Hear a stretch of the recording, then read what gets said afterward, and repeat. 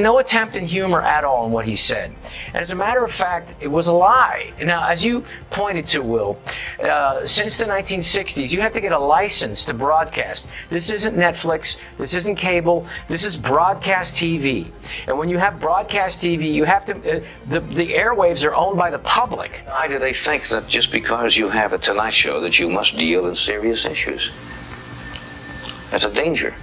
It's a real danger. Once you start that, you start to get that self-important feeling that what you say has great import. And you know, strangely enough, you could use that show as a forum. You could sway people, and I don't think you should. Rob Schneider didn't tiptoe into the Jimmy Kimmel disaster. He cannonballed straight into it. And instead of offering comfort or camaraderie, he brought a flamethrower. His remarks weren't polite critiques or gentle nudges. They were a full-on roasting session. While the media bubble expected him to circle the wagons around Kimmel, Schneider detonated the hypocrisy holding up late-night TV, leaving even hardened viewers stunned. Now, to figure all this out is actor and comedian Rob Schneider. Rob, it's great to see you here today. Are you chilled? Are you in fear for the future of comedy and free speech?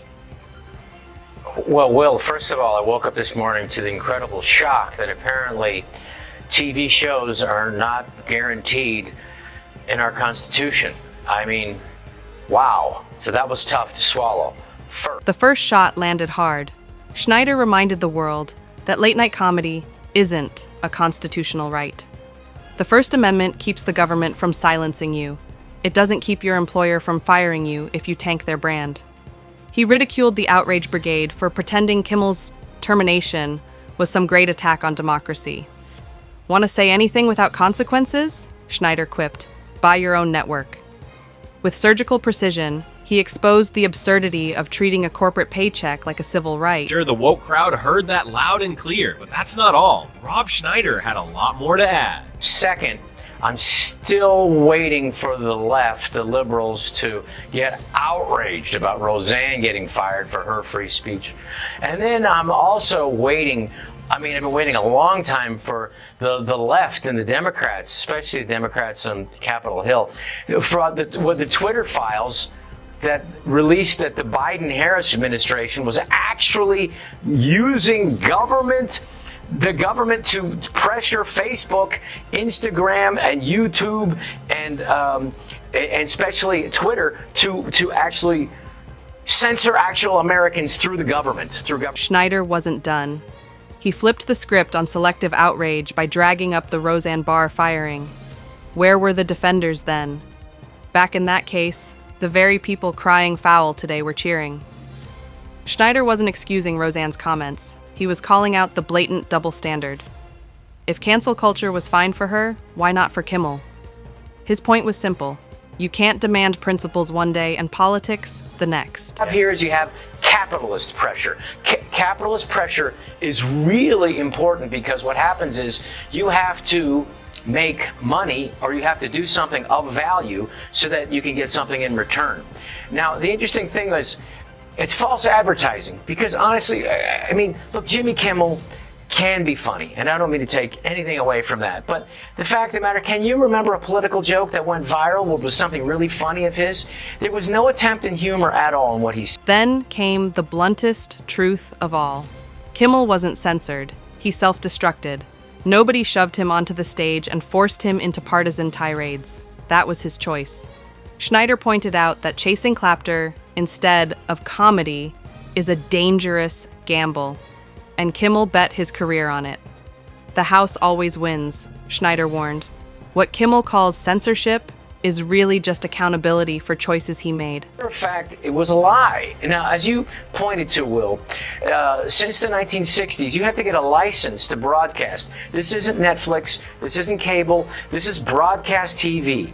And when you have broadcast TV, you have to, the airwaves are owned by the public. And to get that license, you have to be in the interest, like you said, of the public. And so that's why when there's a news van parked in the white zone, they don't get a ticket. Because they are there to present news, to inform the public in the public interest. So what happens is 25% originally was supposed to be the news to inform it, just to get that license. So when you absolutely lie to the public, then you were no longer in the public interest, like Jimmy Kimmel did. And those conspiracy theories? Schneider shredded them. The narrative that government pressure brought Kimmel down was pure fiction. A BC pulled the trigger by itself. Regulators weren't planning fines or suspensions, maybe a polite apology request at most. Executives decided his comments were brand poison, so they cut him loose. Not political persecution, Schneider clarified, just business. And he drove that distinction home with brutal clarity. It was something dangerous. So with the FCC chairman, he didn't say that he was going to pull the license. He was going to give them a warning and ask for an apology, if what I understood on the Benny Johnson show. And so it's not the government doing it. And when 246 different stations around the country say we're no longer airing this, it's because they heard from their consumers, they heard from their customers, and they said that's it, we're not doing it. And so Nexstar, who was a great guy over there, Sean Compton, said that's it. He's the CEO, and said when we have complaints like this and none of the channels. From there, Schneider mapped out Kimmel's long slide. What started as lighthearted Trump jokes morphed into monologues that sounded like partisan op-eds. Instead of comedy, viewers got lectures. Surrounded by yes men, Kimmel insulated himself from challenge, slowly transforming into a one-man echo chamber. He stopped connecting with people and started preaching at them. Schneider's verdict? Kimmel didn't just lose a paycheck. He lost the very spark that made him funny in the first place. To say this in defense of people who can get absolutely entrapped into this political echo chamber. And that's what happened to, I mean, in my opinion, what happened to Jimmy Kimmel. I heard him talking on some podcast with another comedian, and it's easy to get trapped in your political echo chamber. Schneider's larger warning cut deep. Hosting late-night TV is a responsibility. Comedy can be sharp, even biting, but it needs balance. When a host weaponizes the stage, they stop entertaining and start indoctrinating. That's when audiences tune out. The greats could lampoon both sides and still keep the room laughing.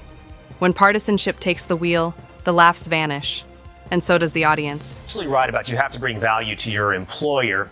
You also have to serve, as you pointed out with the FCC's regulation, the public interest. Now, no one denies that you or Jimmy Kimmel can have your opinion, but it's where you use that opinion and on what platform. And there was a time, Rob, when late night hosts seemed to understand that balance a little bit better. And I just wanted to, with you and our viewers, remember together, Johnny. To illustrate the contrast, Schneider invoked the legend, Johnny Carson.